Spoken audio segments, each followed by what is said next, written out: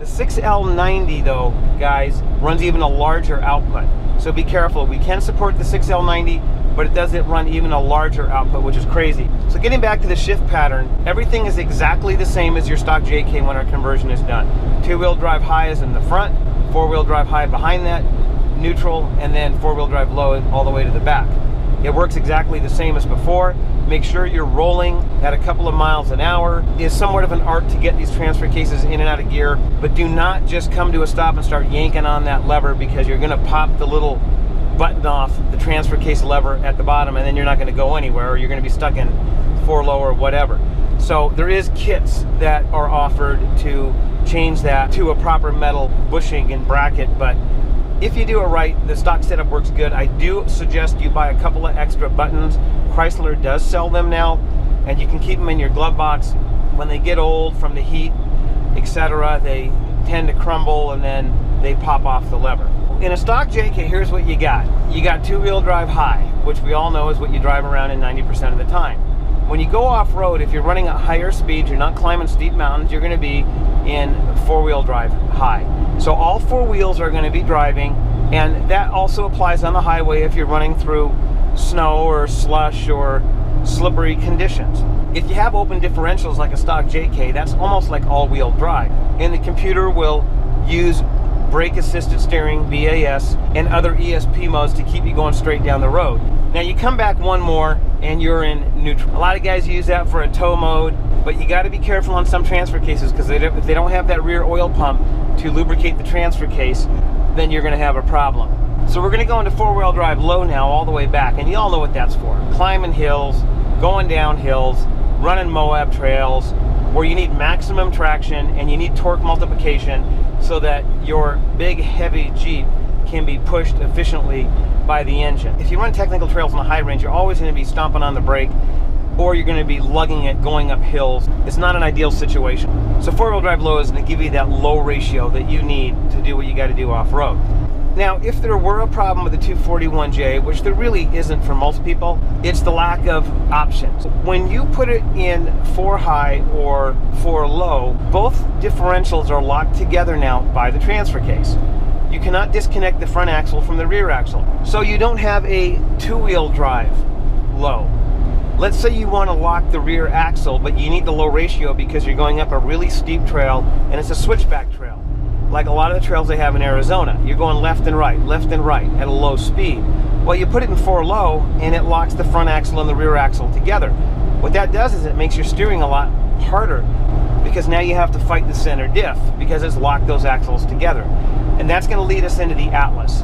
And we're only going to talk about the Atlas 2. We don't recommend the Atlas 4 in V8 conversions, and neither does Advanced for various reasons we'll talk about later. But with an Atlas 2, and we're going to take a 3-to-1 ratio, which is the most popular ratio, and with a 6L80 that gives you about 12-to-1 final ratio, which is about what a stock Rubicon is, maybe a little bit lower. With an Atlas 2, you have a twin stick, and I hope you can see this.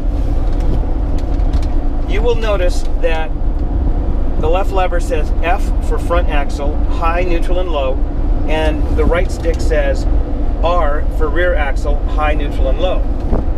So what this is doing is giving us a lot more options. We now can take the rear axle and put it in high or low and leave the front axle in neutral. So if you put it in high and you put the front axle in neutral, that's basically two-wheel drive high, and that's what you're going to drive around with most of the time. If you put the rear axle in L and the front axle in neutral, now you have two-wheel drive low, and you have the rear axle driving, so you can run those trails, those switchback trails, free up that front axle and not have to fight the steering. Front digs, where you want to have the front axle engaged and disengage the rear axle. This can come in useful, but this is really more advanced technical stuff. If you're going up a really steep incline and the rear axle is pushing, you can actually bring the front end up and over. So a lot of guys want front wheel drive to pull up the hill, and you don't have that chance of flipping over. Sometimes in loose terrain like snow or mud, you can use front wheel drive, which allows you to steer better. Because if you give it throttle and the front wheels are steering, it's pulling you in the direction you want to go without the rear axle pushing and disturbing that. And then there's a lot of other technical reasons with the guys crawling rocks, why they want to go into four-wheel drive, two-wheel drive, front, two-wheel drive, rear. And we're not going to get into all that. Just know that the Atlas is going to give you those options that you don't have with a 241J. Now, of course, this is going to come at a cost. The Atlas transfer case is about a $3,200 option with us. That includes the Atlas 2 transfer case, and Advance does offer a Motec Atlas 2. It comes pre-configured for our swap. All you have to do is tell them what engine you have, what transmission you have, what year the vehicle is, and they'll set it up. It comes with a vehicle speed sensor delete that you need. It comes with the flanges that you need. It comes with a gear ratio, which is going to be 3:1 unless you specify otherwise. So it's pre-configured for you. So you're going to get the transfer case. You're going to get cables, and yes, the JK uses cables. It's not direct drive like some of the earlier TJs. You're going to get a metal shifter housing. This one happens to have the billet knobs, and I've noticed that most of them are coming through that way now. In the earlier days, a lot of them came with the plastic knobs, but you're going to get the billet aluminum knobs, and then you're going to get the electronics. Remember, we talked about the transfer case range sensor. Well, something has to tell the TIPM what range the transfer case is in, and that gets a little more complex with an Atlas because now you have multiple four-wheel drive modes. You don't just have the one four-wheel drive low. So Atlas has made a little converter box that plugs in to your stock harness and then feeds the information to the tip so that it enables and disenables the ESP appropriately. The Atlas is a gear-driven transfer case, so this changes a lot of things. They are a little noisier than a stock transfer case because gears obviously are noisier, but it's nothing that is annoying to me. If there's any wind noise or the radio's on, you don't hear it at all. It's just a very, very low hum at most. 2, the Atlas runs gear oil because obviously it's a gear-driven transfer case. They run counter gears because remember, a chain will run the opposite shaft in the same direction where gears will reverse it. So now we have to run multiple counter gears to get the job done. So now we're running multiple gears with gear oil, which is heavyweight oil, 70, 80, 90 weight. What that adds up to is friction and noise. Now the standard Atlas does not have a rear oil pump. I'm not sure if they're offering it yet, but a few years ago Atlas did build transfer cases with rear oil pumps for towing, essentially, so that you could lubricate the transfer case while towing.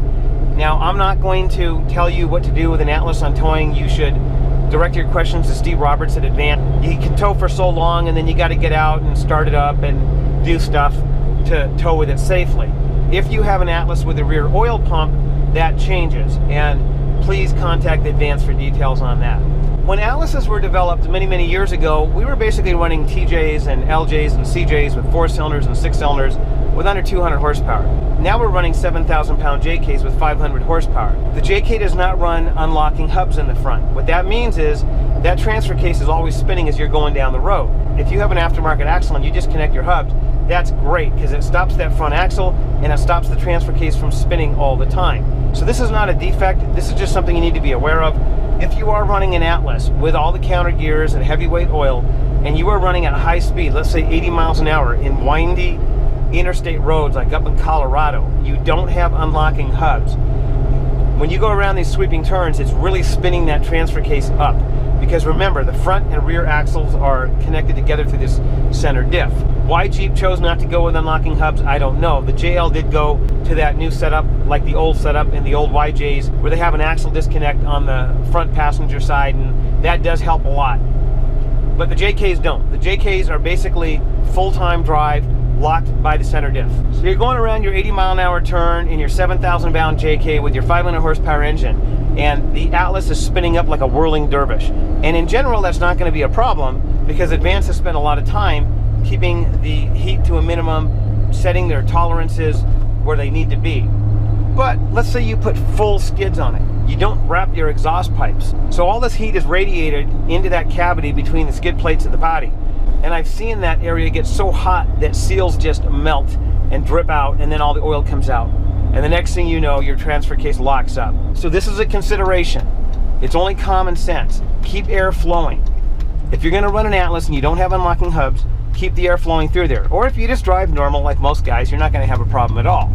So I think I'm going to leave it there. Those are the 2 options I highly recommend. The Atlas 2, which is a phenomenal transfer case for serious off-roader. I will say the majority of the customers do not need the Atlas 2. There is one more option I want to mention quickly, and that is the heavy-duty Atlas 2 that we offer. And I don't know exactly what's inside of the thing, but there's heavy-duty pins and gears, and we run those on the engines that are over 500 horsepower, let's say an LT4, an LS9, or even a cammed LT. The LT1 and the L86 have so much tire ripping torque right off the line at low RPM. If you get traction in 4-wheel drive low with those 4 tires, something usually is going to break.